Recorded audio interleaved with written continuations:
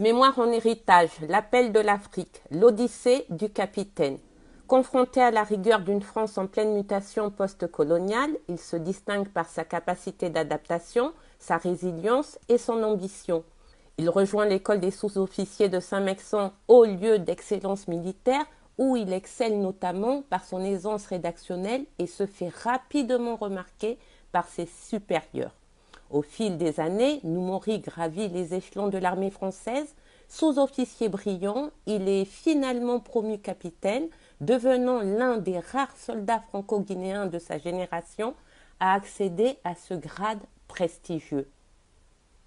Sa carrière est jalonnée de missions exigeantes et de responsabilités stratégiques où il démontre autant de maîtrise militaire que de qualités humaines.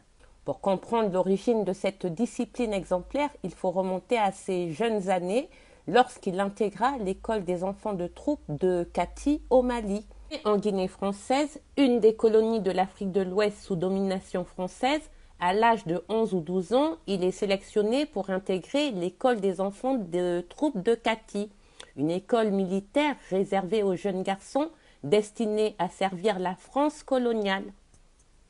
La vie des élèves de l'école de Kati était régie par une discipline stricte. Les journées débutaient à l'aube avec des exercices physiques suivis de cours théoriques en mathématiques, français et histoire.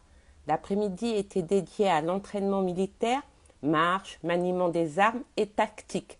Cette formation rigoureuse visait à former des sous-officiers compétents. La discipline et l'excellence qu'il affichait ne se limitaient pas aux matières enseignées. Elle allait se révéler être les fondements d'un parcours qui, plus tard, le verrait embrasser avec fierté sa carrière militaire. L'école des enfants de troupe de Kati jouissait d'une réputation éclatante bien au-delà du Soudan français. Elle formait l'élite d'une génération africaine encore captive des règles coloniales, mais que l'histoire bientôt allait appeler à jouer des rôles majeurs. Dans les rangs impeccables de cette école militaire, Noumori et ses compagnons grandissaient sans le savoir dans l'ombre de leur propre destin. Reconnue pour son excellence, l'école de Kati a formé de nombreux futurs dirigeants africains.